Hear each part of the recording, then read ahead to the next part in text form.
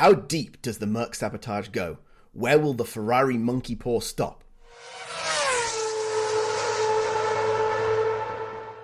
Welcome to Tinfoil Helmets, your occasional spicy hot take roundup of the latest F1 rumours, all with almost believable conspiracy theories to back them up. Everything here is carefully researched for hours to make sure it is totally founded in logic, reason, and truth. Or not! Who knows? Are we an occasional podcast? Because we've yet to miss a Formula One race since we've been doing this. Now you've jinxed it, but we're occasional because it's not every weekend. And sometimes it's not for a month, and then sometimes you don't have it for like 3 months. It's occasional, you don't know. Yeah. Shall we see whether we are ready and able to be hired by a baseball team with an amazing batting average? I mean, as far as baseball goes, we're still doing great. Sweet. As far as podcast predictions go, I don't know what people are expecting of us. Amazingness, because clearly we're the best predictors in the world. Please don't ever bet anything. We will not cover any losses. So the first one he had here that I was going strongly for, because I thought it might really happen, Lando and Max would no longer be friends. But apparently they're all right and they're getting along. Yeah, I did see some stuff. It's not a between race drama. That looks like Lando watched some of the stuff over the week and was like, "Oh yeah, it wasn't all Max's fault. I should have really moved to the left." Max said he got up early to text Lando the day after, but Lando had already texted him and they all made up and it was all good. Max said that his friendship with Lando matters more than anything else, which I think says that he loves Lando more than he loves Kelly, which is certainly a statement. I also saw after Alex Albon did a podcast interview thing that they all have this secret club where they organise their private jets, but apparently Lando was not supposed to be travelling on Max's private jet last week, so they didn't have to have the conversation on the plane, which, you know, that was fortuitous by whoever arranged that. Fair enough. Not sure Austria to the Netherlands is really that far, but sure, you can hop on a private jet for that. Apparently so. I predicted that nothing else happens of any note and it would be super boring. I think I was definitely wrong. Yeah, there might have been like a couple laps there before the rain came. Yeah. That I could have seen it, but then rain in at least one important session was my prediction, and we got rain in qualifying and rain during the race. And you got it in FP3 too, so that's at least 1.25 points.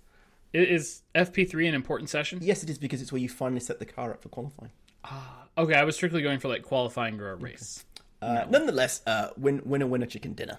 Hell yeah. And then I think last but not least we had Oscar winning. He did not win.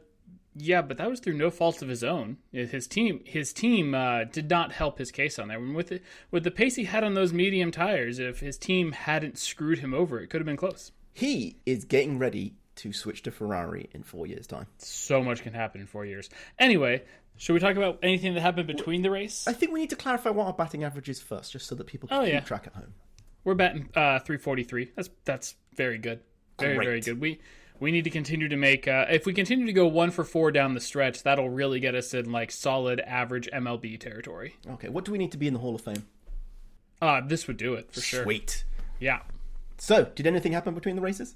Which, like to remind people, was only 1 week. So many things happened, in a sense. Yes, Mr. Oliver Behrman got a seat at Haas for 2025. And honest God, I spent 10 minutes trying to work out what had happened to K-Mag, because nobody was talking about K-Mag, before I realised that that the Hulk had already left. And I was like, man, they made a choice to get Behrman instead of K-Mag. But nonetheless, he will be driving in a Ferrari-powered car next year. But there was another driver confirmed for Haas as well throughout the week. Not confirmed. It's strongly rumored that Esteban Ocon will also be driving for Haas in 2025. And K-Mag can go back to enjoying sports cars, which I think is probably what he really wants to do, based on some of his recent comments. So yeah, I was not surprised by that, but also kind of surprised by that. The Formula One movie that Lewis has been involved in and that they've been filming and has had lots of stuff got a name, and it's such an amazing name. It's truly fantastic, and it's also got an amazing logo. It's called F1, and the logo's the F1 logo. I feel like somebody this was terrible. People should have tried harder. Well, you see, Dominic, in this day and age, you have to get films financed and paid for. And I have to think Liberty Media paid a bunch of money to make sure that was the name and logo of the film. True. So when it's a complete box office flop like every other Apple movie, they'll be able to say that it was okay and break even. For listeners, Andrew is looking very confused at me after my last statement about Apple movies. I don't think any of them have been any good in the box office at all. They've not been bad films. Well, that's the real question of how can you have something be good at the box office when I know I just have to wait 2 weeks to watch it on my own streaming device at home? Well, yes. Lest we veer into discussing the streaming media industry landscape. I was going to say, Coda won Best Picture, and that was an Apple TV Plus movie. The films are great. I love basically every Apple film I've watched has been great. I've enjoyed it. Coda was a great film. Admittedly, they didn't produce it; they just bought it after the fact. It is listed as an original Apple TV film. Yes, but they bought it after it had been made. So. Sure. Tetris was fun. I like Tetris. Tetris was great. I haven't watched Napoleon, and I haven't watched. Was it Flowers of the Last Moon? I think it was. Killers of the Flower Moon. That was also a Best Picture contender. Don't watch Argyle. That was terrible. I did watch it, and it was bad. I'm looking forward to Fly Me to the Moon. Yeah, we'll see what happens with that. With Channing Tatum and Scarlett Johansson this summer. That should be a good one. Yeah, it should be interesting. Objectively, it was a bad idea to call the film this. Subjectively, I think it was a terrible idea. And we have come up with some better suggestions for the sequel. Yes. So, first off, given that it's because you couldn't call the sequel F2 because that's just like going backwards. It would be the prequel.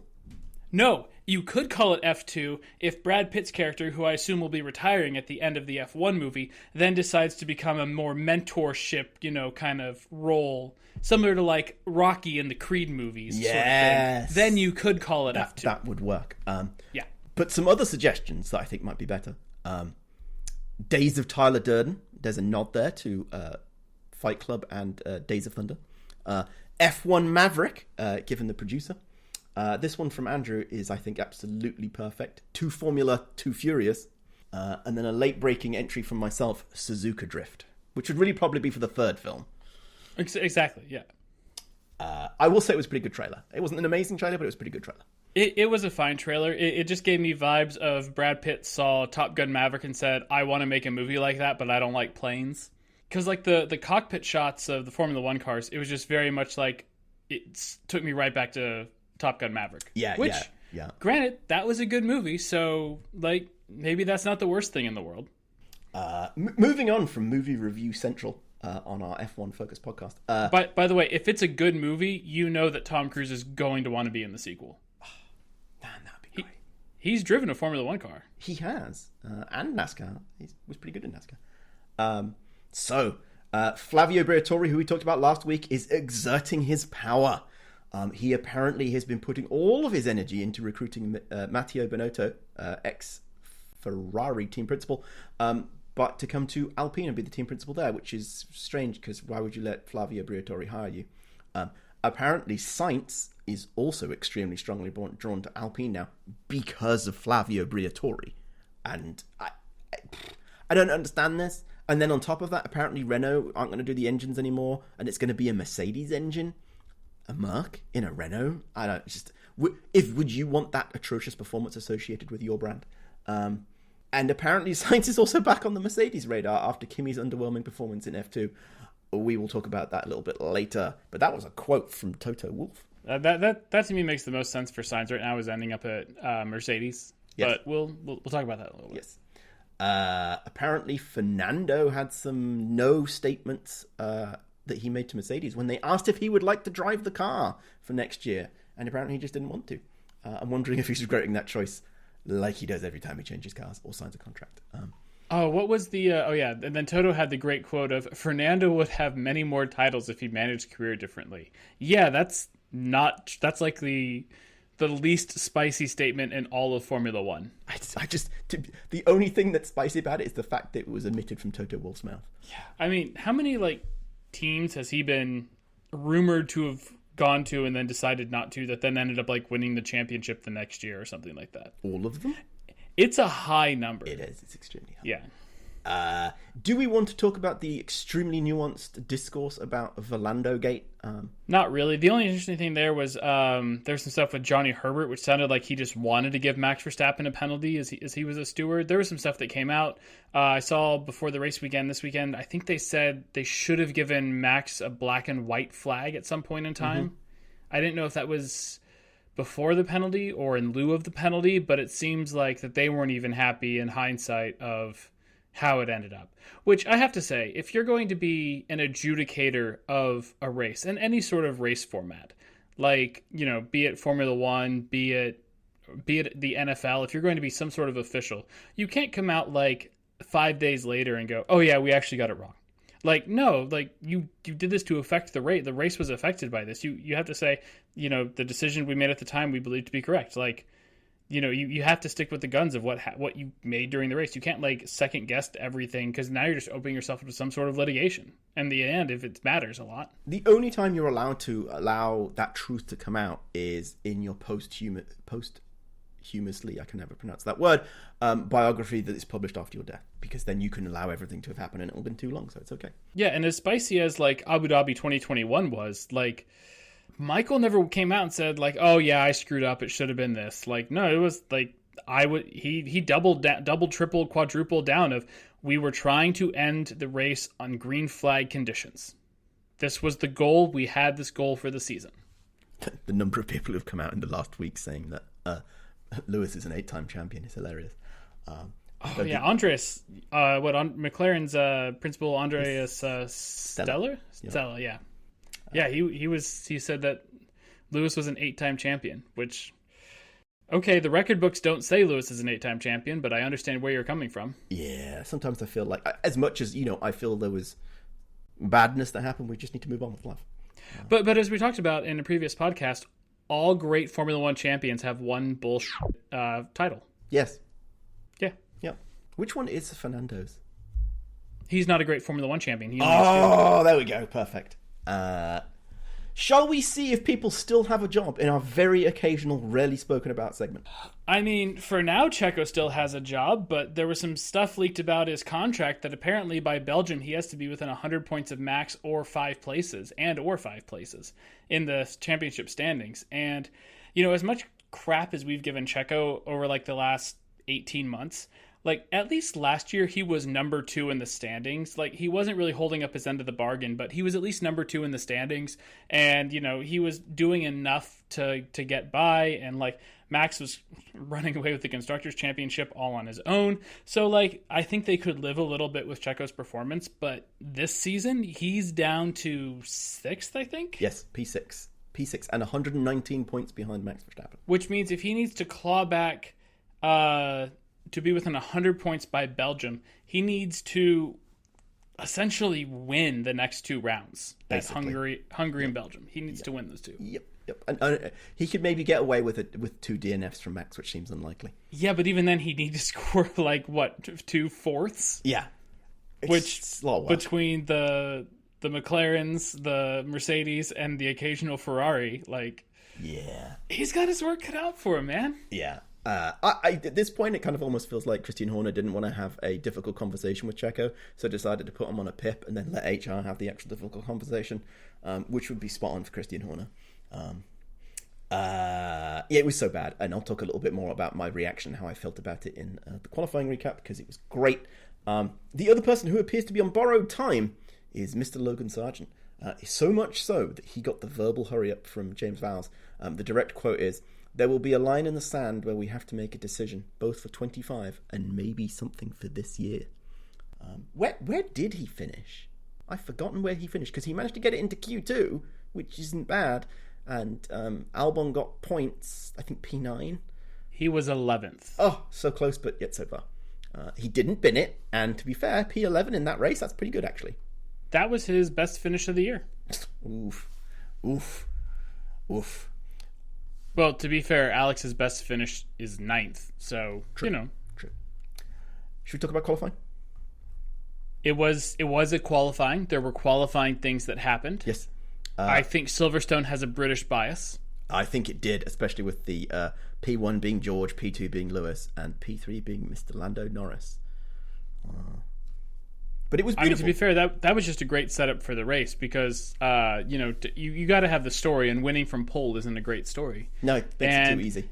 And let's be honest, we're seeing George on pole. None of us thought he was going to finish it, especially with Max having damage on his floor. I thought he was going to have a lot more pace in that Red Bull throughout the race. I did. I expected a lot of pace, because Max basically binned it in exactly the same way as Checo.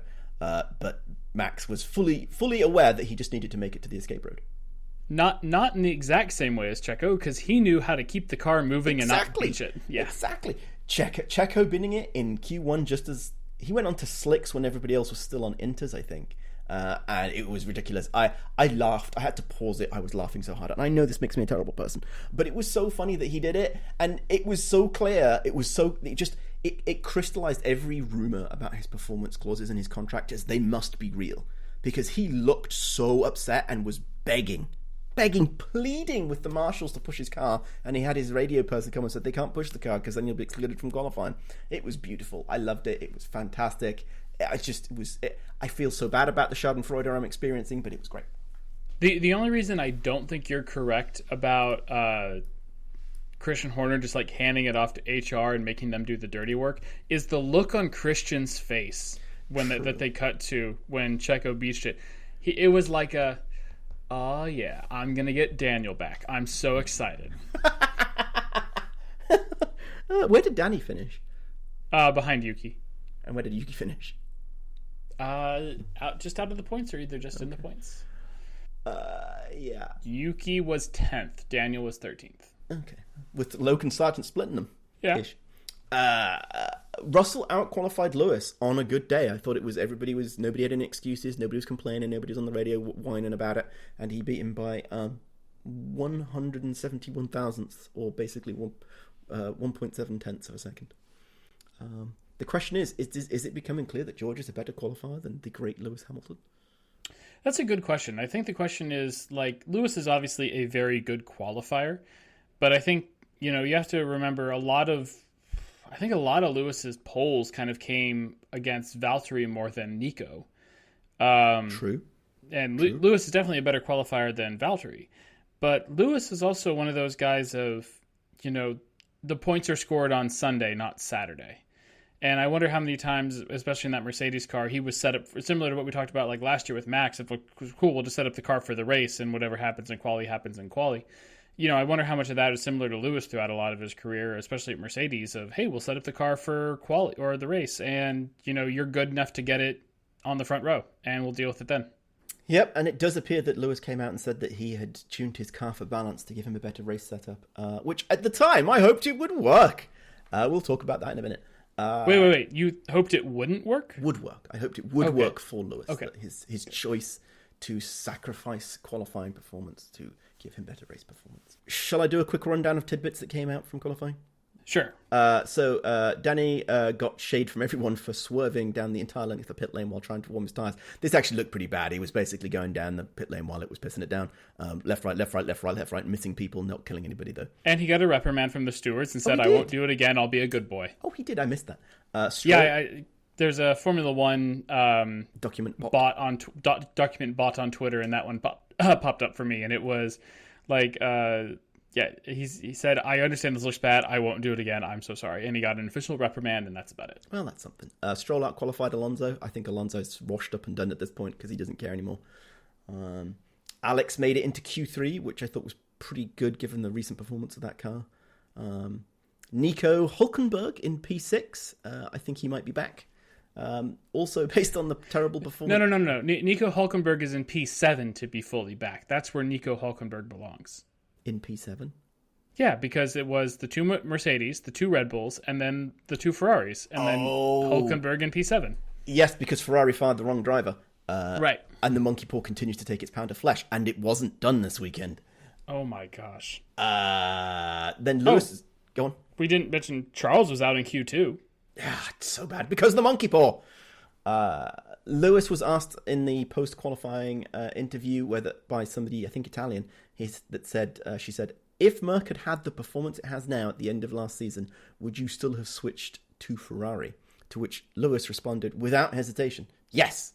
And it makes me wonder, did Lewis sign the Merc deal at the end of last year, fully knowing he wasn't going to see it out because he'd already tentatively signed with Ferrari, but wanted to make sure he had a seat on the grid in a massive strategic power play? I'm not sure about that, but I think it goes back to what we talked about at the top of the season of Lewis felt very disrespected by that Merc contract.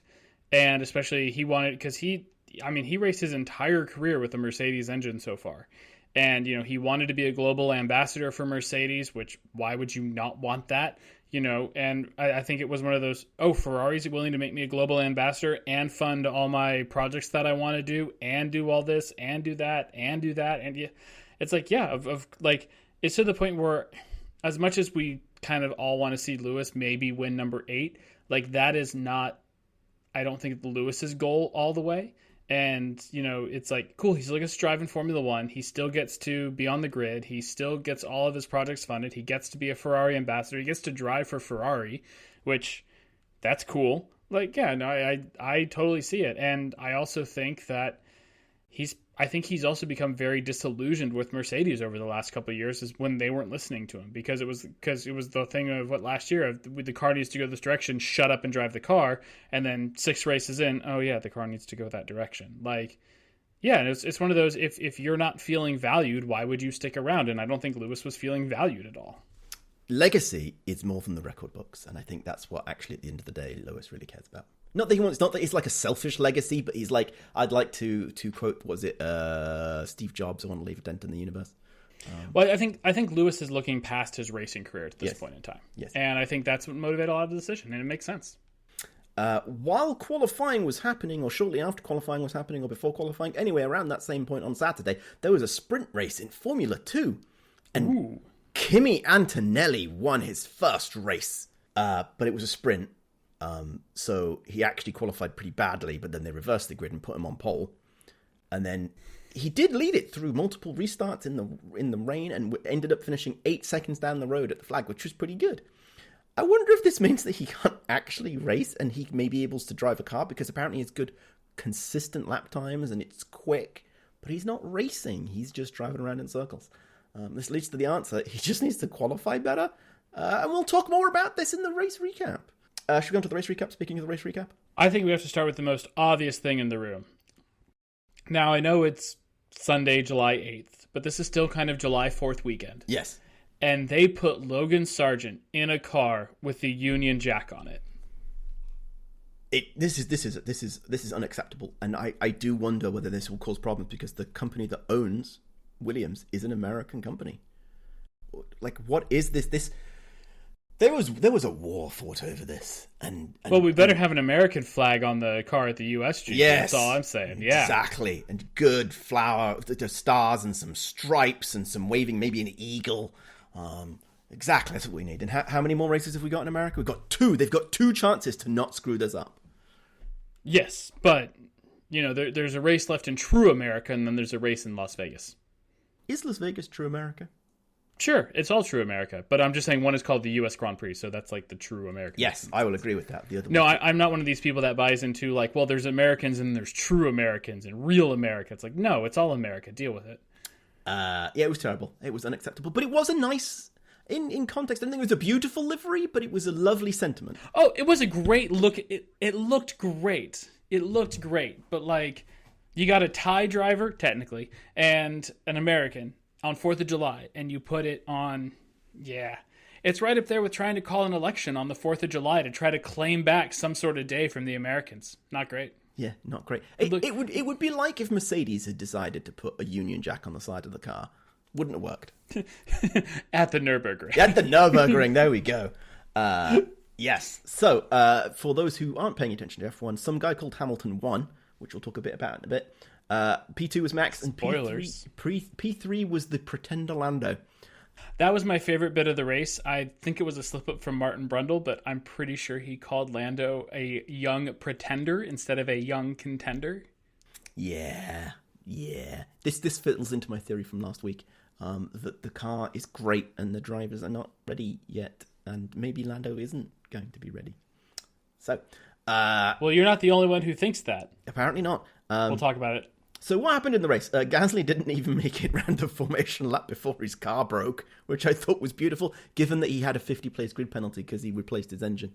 I also think this continues to provide evidence that the contract curse can exert its power in weird and mysterious ways, because he just signed for 2 years, and look how well that went for him. It was a good start by Max, and then Lando got him back. Yeah. It was. I mean, Max tried to make it very competitive very quick, and then as the stint wore on, Max kind of ate through his tires, I think, a little quickly. Lando was able to get him back. George and Lewis were just kind of, I think, posturing for that first stint of... I think Lewis was almost waiting for George to screw it up. Yes. And then the rain came. Yes. Well, before the rain came, Ferrari pitted Charles Leclerc for Inters. That monkey paw is like amazing. Like the trade-off that Charles Leclerc has made to win his home race in this season, and boy, I hope this monkey paw is done by the end of this season. He continues to get the absolute shortest end of the very short stick. It's ridiculous. It's almost impressive because, like, how can they be that bad?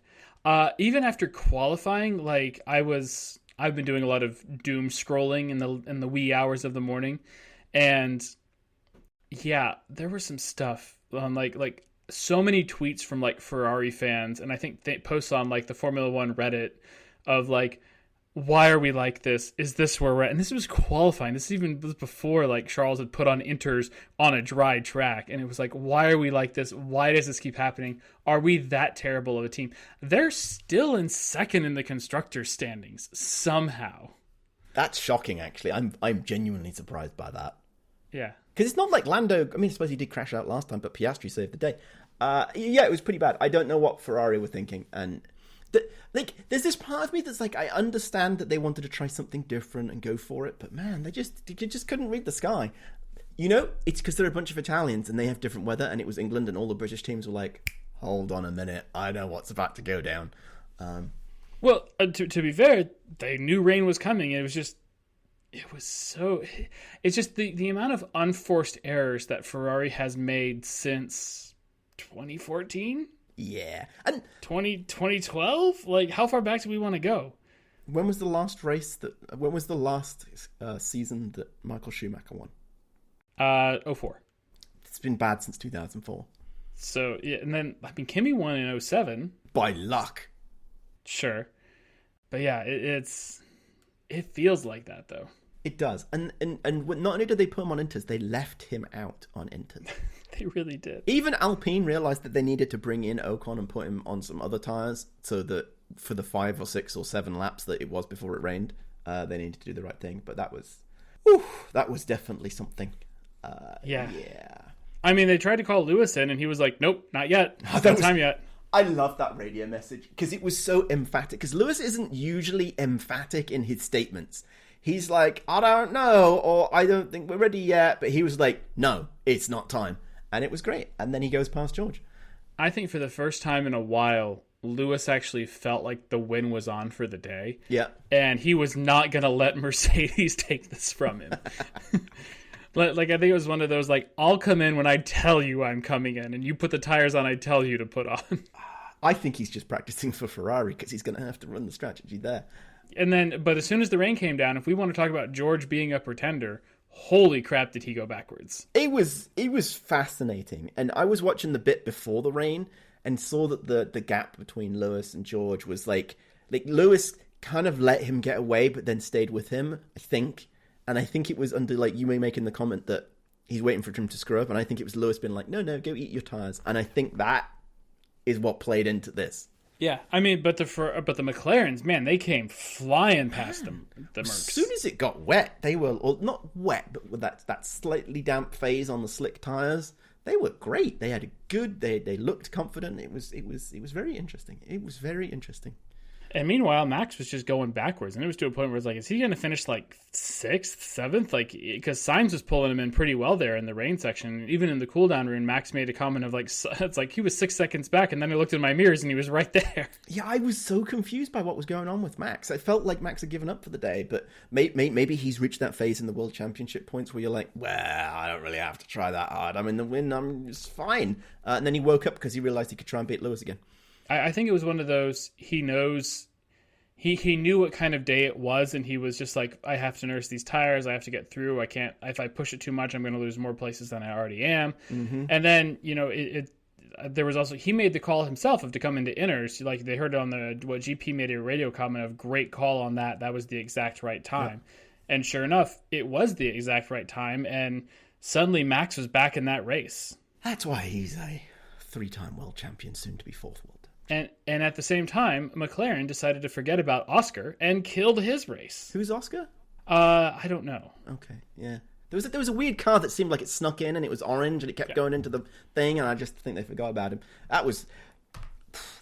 They left him out for a lap too long, and he lost a bunch of time. It was the commentators. What was it? They were like, "Oh, McLaren and Mercedes have a challenge about doing a double stack, and there's not enough gap to really pull off a double stack, except for Max, who they don't have to worry about it because Perez is down in P15." Which, as much as we're going to throw shade at Perez, he was a bit of a, oh, you're going to qualify 18th, fine. You're going to be our guinea pig of when we're going on to different tires. Yeah, it was pretty bad. But what I thought was interesting is Merc actually decided to double stack, and they did it, and they mostly pulled it off. I don't think it was too bad. It wasn't great for George, but I think it was the right call to make versus McLaren making the opposite call and forgetting that Oscar Piastri existed. They should have double stacked, and I think that would have been... It would have still lost them a place, but I don't think it would have lost them in the same way. So. It would not have lost them much time for sure to double stack. Yeah, it was. It was definitely something. And then George's car just decided to brake. It had a water issue in the rain. How is that even possible? Even if you've got a water leak, isn't it pouring into the side pods and the seat and everything, and it's cooling it down anyway? This is how deep the sabotage goes. Are we going to talk about the sabotage now, or should we wait for a little bit? I think we should talk about it because in context it makes more sense. Fair enough. I am almost done. If you really want to go that Merc is sabotaging one of their drivers at all times, this race is either going to absolutely confirm this race is definitely going to confirm your conspiracies, because I think Mercedes knew that one of those cars was going to win the race. And Toto made a comment of, they were going to try to get Lewis's last race, and this would be his last race with Mercedes at the British Grand Prix. His last race with Mercedes at the British Grand Prix. He would break the record for most wins at one circuit with 9. And I think they pulled George just to we're not going to let George ruin this for Lewis. And there is plenty of data to support this, because if you watched, George was going around and around and around and was keeping up, and he was doing fine at that point. He wasn't falling back. He could go faster if he wanted to, but it was okay. He wasn't losing it. And then suddenly, right before they pulled him in, boom, he just suddenly, there's a 5-second gap. What's going on with that? Some little computery person was sitting back in Brackley and pressed the little button on the screen that says sabotage a car, and it was George's that they did it on today. Implode water pump. Exactly. The only problem with this, though, is it happened to the right driver. Normally they do it to the wrong driver. Fair enough. Because they'll sabotage George when George might have been able to get the win, and I don't think he would have done today. I think Lewis had the best of him today. I think Lewis had the best of George today, no matter what. But I think it was going to be one of those cases of George wouldn't believe that, and George would crash them both out. Yes, because his this is the solution to Spain 2016. Is we're just going to sabotage one of the drivers to make sure they're not near enough to crash each other out. Because it is more embarrassing for that to happen than to have a Mercedes engine fail. Well, also their engine didn't fail. A water pump failed. That would have caused the engine to fail. I bet you that was supplied by Ferrari under some FIA regulation. Yeah, but it's just one of those things of it's those cars are run so hot, so hard. Things break sometimes. It's okay, fine. Nobody's going to second guess it. Yeah, I do think it was interesting though at the point at which Lando and Lewis were fighting it out, and Lewis comes in at the same time as Max and pits. And then Lando does one more lap, and he comes in and he slides and skids. And people were saying, and I don't agree with this, that this is why Lewis got in the lead, and that's what caused Lando to lose the lead, because it took him an extra second for all the drivers to move forward. What we're missing out on, right, we're focusing on that because it's so obvious. But what actually happened is Lando comes out and was gaining and gaining and gaining on Lewis. And then for no apparently good reason, he suddenly loses pace. And you know what's in the back of that McLaren? A Mercedes engine. How deep does the sabotage go? I don't think it goes that deep, because I think that's one of those. Lando is not a world champion driver at this point in time, because all he could think of was tunnel vision of getting past Lewis, and he ate those tires up. Based on your statement, you think George is a world championship class driver? I didn't say that. You implied it. Because I said that they sabotaged Lando's car, and you're like, no, they didn't need to. But they did sabotage George. No, I'm saying there's no cross-team sabotage. I see. Okay. That they're not that. If there was a cross-team sabotage like that, McLaren would never be this in front of Mercedes. True. Maybe that's why they switched to Renault all back in the ye olden days. there was a thing that maybe they didn't make the front wing adjustment because he missed his pit marks by so much, and that caused him to eat his tires more aggressively. I can believe that. In all seriousness, the last, 15 laps after everything dried out and everybody switched back onto hard tires, it was a pretty good, what I would call slow-moving fight. I thought it was pretty good. Nobody was right up on everybody, but there was like people really trying. Lewis was putting in his best laps he's probably put in for a year and a half, slamming it in, getting that time. And then Max, I think when Max smelt that there was an opportunity, he got it. He put his Max hat on and drove great. I thought that was pretty good. Yeah, I was sitting there going, "Oh, come on, Max, catch Lando, but don't catch Lewis. Catch Lando, but don't catch Lewis." Like, I sat there on lap 12, and my predictometer had suggested that what was going to happen is Max was going to get past Lando, which happened, and then Max was going to rock up and get past Lewis, because Lewis would have cooked his soft tires in the same way that Lando cooked his, and Max would have got the win. And I was pleasantly surprised that he didn't. No, this was all the years of Lewis's experience going into that one for sure. Do you remember 2008 in Silverstone where he won by like a minute and a half or some ridiculous thing by being on the right tires at the right time and just driving like a god? He knows that track. I mean, to be fair, you got to be on the right tires at the right time. And, we talked about Ferrari unforced errors. It's getting to the point where McLaren also has so many unforced errors. Yes.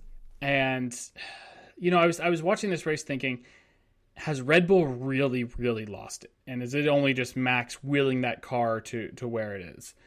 And, at least today it looked like Red Bull's strategy team is at least still there. Because they played it just about as perfectly as they could have for Max. You're saying Hannah is carrying the whole team at this point? I mean, I think she is. No, I wouldn't disagree with that. They managed to pull it off. They did it well. They executed well. It was interesting to see how that last bit of the race went down. But definitely reaffirms for me that Lando may not have what he needs to have. Which, for me, fulfills my belief that he is just Jenson Button. So when Braun comes back and makes the Braun 0002, it will be Lando winning? Lando will get to the end of his contract with McLaren and will not have been as successful as he could have been. And he will switch to Audi, at which point Audi will immediately pull out, and somebody who they've hired, Adrian Newey, will call it Newey GP, and he will get his championship that way. History doesn't repeat, it just rhymes. Fair enough. So there was the Lewis got to the win, and it was amazing. And we had to wait 25, 30 minutes or whatever it was for him to do the thing where he drives around the track, gets out his silly little flag, waves his silly little flag, gets the car in, has a bit of a cry, hugs with his mum, hugs with his dad, which I really liked. I thought that was adorable. Gets out the car, runs to the crowd, runs around a bit more, has another bit of a cry, and then finally gets to do his interview. And I actually think Max saw what was going on and did Lewis a solid by rambling in his podium interview. I thought, which normally Max is pretty short and to the point and gets on with it, but he was willing to ramble and let it off, and I could see him looking past Jensen. It shows that there's still a friendship that can be had there. Well, to me, the best was on this episode of the Max Verstappen podcast. Lewis really took over as the host, and so in Lando's post-race interview, he said, we still got a lot to learn. I made some mistakes on the calls and things like that, and Lewis essentially was like, so you took the medium, or you had a medium tire left over, right? And he goes, yeah. And you still took the soft, and you took it a lap later than you should have. Like, it was one of those, like, you're on the wrong tire at the wrong time when you had, like, it was just like, you idiot. It was beautiful. I loved it. And it was so funny because Lewis did it so quickly and succinctly. It was pretty good. Although I will say the whole of the cool down room was pretty awkward. It was like, who are you? Why are you here? So was it Lando made the comment? Not Lando, sorry. Max made the comment. It's been a long time, to which Lewis responded with, yeah, ball hogger, which I thought was great. Yeah. So to sum up Lewis's amazing skills, it's 104 wins, 150 podiums. His ninth for Mercedes. His record 9th British Grand Prix, but most importantly, the winningest driver at any circuit ever. Which I thought was actually a pretty good stat, and it was nice to have it in the UK. And also cemented his stature as the most emotional person in F1. I don't know about that. The last one. Really? Yeah. I understand why. I'm not faulting him for it. No, he was the most emotional person today for sure. But I would put Charles higher on the most emotional person in F1. Now, granted, a lot of his emotions are hate and anger towards himself. He also hides it. He hides. I can understand he's hiding and keeping and repressing his emotions. His post-race interview was brutal. Says, I'm not feeling very well. I don't really want to talk about this. This is unacceptable for this to keep happening to me. It was like, oh, that's going to be a hard debrief. Hey, but you won Monaco. You got what you wanted. Exactly. The monkey paw curls yet again. Yeah, this was overall, I think, a really great race. It was. And everybody says about rain, and everybody doesn't provide enough qualification on rain. It's not just that it rains. It has to rain in the right way. Because if you just rain at the beginning and it's wet the whole race, it doesn't help. If you rain once and you stay wet for the rest of the race, or you start the race and then it goes dry, it doesn't really help. You need that. Where's it going? What's happening? And it needs not to be a downpour. It's that ever so special British kind of. Is it raining? I don't know. Is it spitting? It's sprinkling. Is it showers? Is it a downpour? Is it cats and dogs? It's like the Inuit have so many words for snow. The British have many words for rain. There was a great graphic at one point up on the feed, one of these AWS insights about like what tires would be best on what section of the track, and like Sector 1 was dry, Sector 2 was inters, and Sector 3 was full wets, and it's like, oh my gosh, you're just making this up. I'm sure of it. I'm pretty sure AWS is just making it, but nonetheless, it was pretty good and accurate for once. A stopped clock is right twice a day. So should we talk about the F2 race? I didn't watch it, so sure. I watched it very briefly, and the most important and notable fact is that Kimi, second coming of Max Verstappen, DNF'd in his race. Basically, on the first lap, he got hit and spun round to the back and then retired 2 laps later. I find this very funny just because of the hubris that surrounded him, and it's. I'm not saying he doesn't have it, but he is not everything that everybody says that he is. Ollie Behrman, on the other hand, seems to actually be pretty good and justified in getting his seat at Haas. So. Yeah, I think we should stop talking about Timmy. Timmy?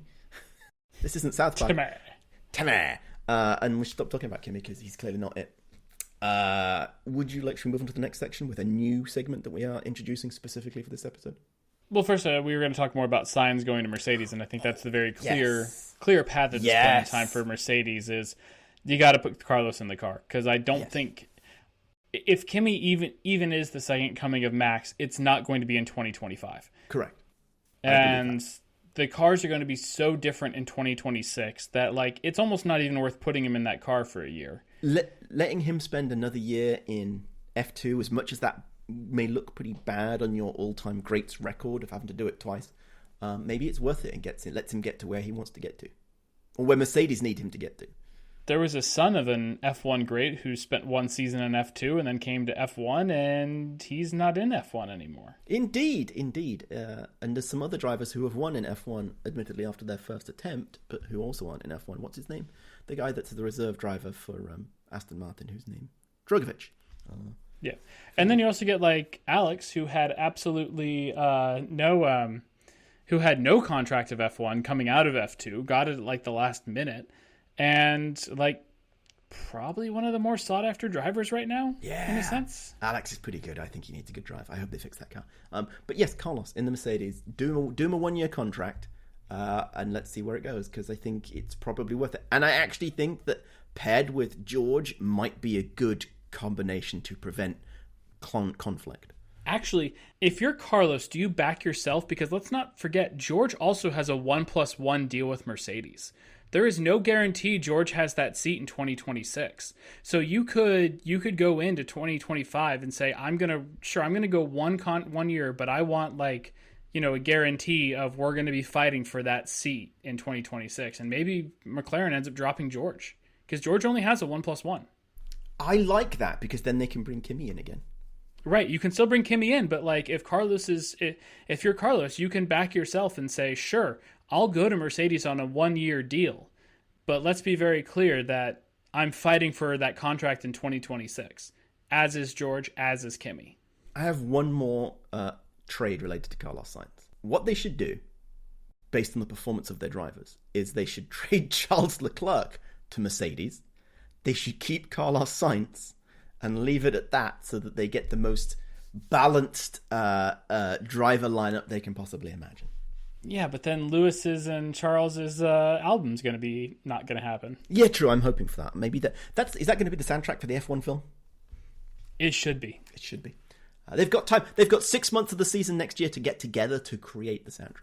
I will say, though, however, pretty much because of Carlos's appendix, he is 4 points behind Charles in the world driver standings at this point in time. Oof. I don't know whether it's Charles or whether it's the team that manages Charles at Ferrari. No, something needs to change there. Something has to be fixed. And more interestingly enough, in the driver standings, with George retiring and Lewis winning, Lewis is now 1 point behind George in the driver standings.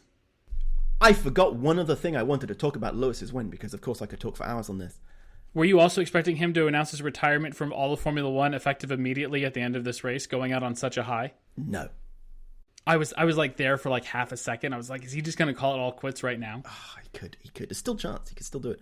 No. What I was going to say is... And that worked out well for Mercedes because Kimi already has enough super license points that he could just go in the car for the next round. And he can go get 6 months of validation, half a season to get up to speed. No. What I was going to say is the team clearly valued Lewis's win way more than George. And let's be clear, remember, George's second win was pure luck. George's first win was pure luck. Also true, but his one last week really was luck. That was just, he was just there to pick up the dead bodies. But everybody loved it. Everybody was so happy that even the commentators, oh my god, the commentators were so bad. They were stumbling over their words. They didn't know what to say. It was amazing. It was great. Feel good story of the calendar so far. Is this more of a feel-good story than Charles winning at Monaco? Yes, because this race involves actual racing, while Monaco was a parade lap. Co-signed. Yeah, I mean, yeah, it's a great story. It's Lewis's.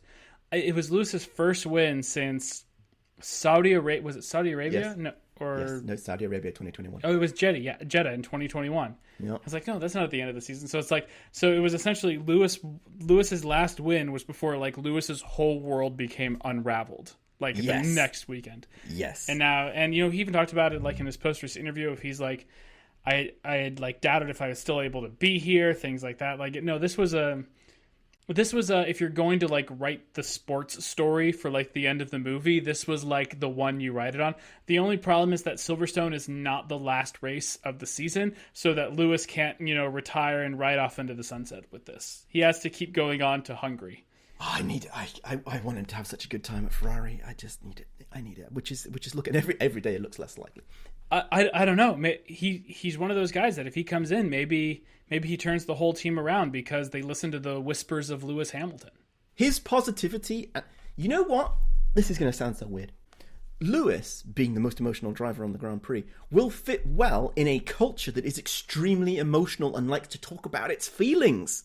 He will be a perfect match for Ferrari, unlike Charles, who keeps them bottled up and lets them expressed only through music. If not, they better at least have some therapists on staff for everybody. Yeah, they're going to need it because it's going to be amazing. Shall we talk about the questionable choices of the public with respect to driver of the day? Yeah, this is a new thing I'd like to do on our podcast of because driver of the day, while fun, sometimes is like, you know, we looked at this especially with the power rankings after Austria of like George was like. This came up with like Austria power rankings, and George was like the clear class of the field. It's like, really? He didn't do anything in that race. So there's so much of this like, well, we think this driver did the best. We think this driver was better than this driver. So why don't we throw our own hats into that ring and come up with, and I've just made this very simple for us. We're going to have a driver of the day of who we think did the best drive on the day, and I think it's purely just for the Grand Prix. It doesn't include like qualifying or anything else. It is literally just who drove the best Grand Prix. And then also, because we have to have something else in this segment to differentiate ourselves, we'll also have the driver who couldn't wait for their day to be over, as in who had the most worst Grand Prix. And I would like to say they have to be a classified finisher, just to say like, you know, you do some Botas bowling in turn one, like, no, yeah, you had a bad day, but I want like the classified finisher who had the worst day and just was like, I'm going around for an hour and a half of absolute hell. Just to be clear that we should initialize this as this DOD for driver of the day and the DWCWF DTBO for the driver who wanted today to be over. So if you have a better acronym for that, please send it to us at feedback@tinfoilhelmets.com. Please. You should go first since this is your idea. Sure. For driver of the day, I think it's got to be Lewis Hamilton. I think he, right from the start of the race where he had his car pointed at George, he was ready to go for it from day one. He kept his head cool in the rain. He did a great job. He did exactly what he needed to do. He was calm, cool, and collected throughout, and he showed us why he is still Lewis Hamilton. I agree. I think as much as in some respects in the context of Drive of the Day, I don't really want to pick the guy that actually won Drive of the Day, but he really was it. He did a great job. This is like, as I was thinking of this segment, this is like the one time that Driver of the Day actually made sense in recent times. And your DWCWF DTBO? I think it has to be Charles Leclerc. I think, to what he said, I don't even want to talk about this. I don't feel good, things like that. Like, man, he had a bad qualifying, sure, but that Ferrari still has a lot of pace. And even at the beginning of the race, like, he was making moves and moving up through the field that, like, great, you don't have to finish where you start sort of situations. And then the Ferrari team was like, no, we're going to send you even further back down the field. You're going to be put on inters on dry track and deal with it. Like, it was a no good, very bad day for Charles. It was a no good, very bad day for Charles. I'm going to disagree with this statement. I understand your reasoning and it is sound and accurate, but I'm going to go with Oscar. And it's because they basically forgot he existed. Like, Ferrari knew that Charles existed and they put effort in. Wrong effort. They were wrong. But they remembered he existed and they were trying to do the right thing by him. Versus Oscar, they just were like, you're second to us. We don't really care. We all care about Lando and it's Lando's team. And I feel like at the end of the day, you'd be sitting there going like, why am I doing this? I should have stayed with Alpine. I don't think it's necessarily Lando's team. I think they are still too young to understand fighting for the Constructors and Championship at this point in time. And they still see them as, oh, getting a podium is a victory for us. Getting a win is a victory for us. And like, they don't think about, the two cars that need to happen. As much as we joke about Mercedes sabotaging one of their drivers, it is usually to make sure that they finished 1-2 or 2-3 or 1-3 or something, to make sure that they maximized points throughout the weekend. And Mercedes or McLaren, meanwhile, is just sacrificing one of their drivers to try to get the one good result. And they need to move past that. I thought it was pretty funny that you said they're a young team and you're like, this is McLaren. A young team in the sense of who's running the operations on the day-to-day. I think they're still they don't have any, I'm assuming there is nobody left on that staff from the last time they won a World or Drivers or Constructors Championship. Right. I would agree with that sentiment. So in that sense, it is a young team. You did remind me of one other thing about the race. Were there any penalties? I didn't see any. No. Which, given... There were no yellow flags either. And no safety cars. Was it even a race? Well, yeah, that's very strange. In hindsight, for such an exciting race with such changeable conditions, apparently everybody kept it on the road and nobody did anything stupid. I don't understand. It's very strange. This is one of those that, like, when Bernie Eccleston initially said it of we should put sprinklers at the racetrack, everybody was like, Bernie, that is so stupid. Don't do that. It's not a good idea. And then you see races like this and you're like... Okay, Bernie, that was a stupid idea, but it might not be a bad one. Yeah. And the problem is you have to agree with Bernie Eccleston, and you don't really want to do that. The problem I have with the sprinklers, I mean, I love the idea of it, but there's something nice and chaotic about the naturalness of weather. Yes. Of how long will this rain stay? How well can I read my radar? It's much different than opening up my Ratio app for my sprinkler system and being like, yes, the sprinklers will be going for the next 5 minutes. 5 minutes on my sprinklers. Like, there's just something a little too artificial about it. They would put it as a vote to the audience, which I think would be a terrible. Like, oh no, you know what they do? They would do like they did with sprint races. They would make the promoter choose to pay, and the promoter can choose to pay for a half wet race. That's how it would go down. That would be pretty. But see, the problem with that is, like, then you end up also within the situation of, if we have a race like this every weekend, does it cheapen when we have these races? Yes. And also it means everybody gets more experience at it, and so they'll get better and it won't be as exciting. Fair enough. Because it's one of those, like, who is just naturally the best driver? Because especially in the days of testing now, like, it's not, oh, it's raining in Italy, we're going to go test the cars in the rain to let you get used to how this thing drives in the rain. It's like, nope. You just have to...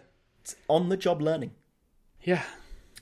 Do we have any spicy takes or rumors? We talked about Mercedes just sabotaging George to make sure Lewis won. Yeah, I don't think we got into spicy takes. I think we talked about more. Well, there's Adrian Newey to Aston Martin. I don't understand this because, like, he said no and he said yes and he said no, but then it was Williams, but then it was back to Ferrari, and then it wasn't Ferrari, but now it's Aston Martin, but now he's retiring, but now it's back to Aston Martin again. I'm very confused on this. Is he just taking career advice from Fernando Alonso at this point in time? That means he's going to Aston Martin, doesn't it? Maybe. I mean, if you're jumping around teams like that and obfuscating like that, it's got to be Fernando Alonso. Yeah. Fernando Alonso to be CTO of Aston Martin, Adrian Newey to drive the second car. There you go. Yeah. Oh, and then okay. Predictions for Hungary? I've got a few. I co-sign on all the ones. You have essentially. I think Max dominates. That's something I agree with. Yeah. I don't necessarily think Merc's going to be in the mid pack. I think they might be actually back towards the front. Unless, do you want to define mid pack? I'd say they might be mid pack or the front runners, but I don't think they're going to be like 10, 11. 5 or 6. Sure. Back where they've always been. I think they'll be ahead of the McLarens, in front of the Ferraris, behind the McLarens. Yes, I completely agree. Then we got the monkey paw. I think the monkey paw is going to wreak havoc for Ferrari again. Clearly, specifically Charles Leclerc. And then I think there is also a slim chance, given the current weather conditions in Europe, of possibility of Checo going Bottas bowling, and that would be amazing. He starts at the right spot on the grid to go Bottas bowling. Exactly, right down the back, straight down the middle. Boom. I think this race will really be a how good. There's like 3 races coming up in a row that I think will really give us a good insight into how much pace that Red Bull has lost and if Max is still capable of winning the championship. He says, looking at the standings and realizing that somehow Max has won 7 races this year and everybody else is who's won a race is tied with 1. And somehow we're talking about where it feels like Max's championship streak is over.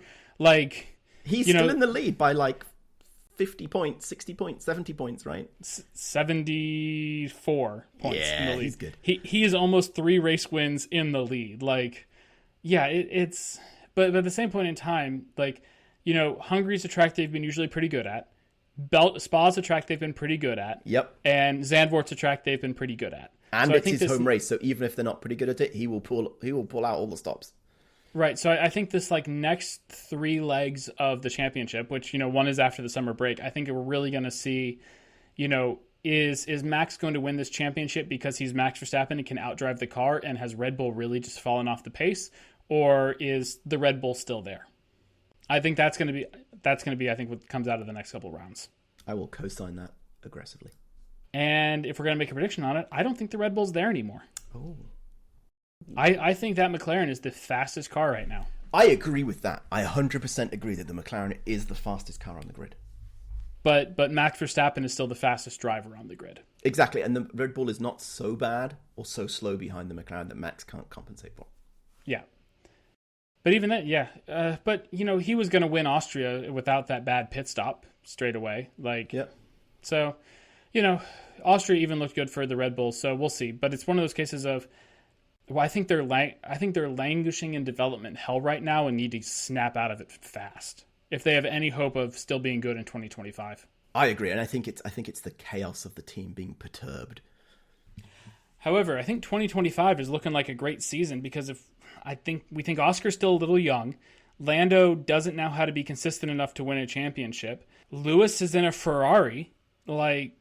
2025 could be a really good championship season. If Lewis is at his best next year, which I really hope he is, I think the Ferrari has more in it than it currently shows on track most of the time. And I think, therefore, Lewis may not be winning chicken dinner, but I think he could be up there mixing it in a way more consistently than he has been so far. Oh, yeah. We have to end the show. We do have to end the show. Well, you don't have to go home, but you can't stay here. We are waiting for your feedback as always. Please write in at feedback@tinfoilhelmets.com and let us know your conspiracies, feedbacks, and wants. Also, please tell your friends to listen, like, rate, and subscribe, and put their own tinfoil on their heads to come up with their own conspiracy theories, as I'm sure all of you do. Thank you very much.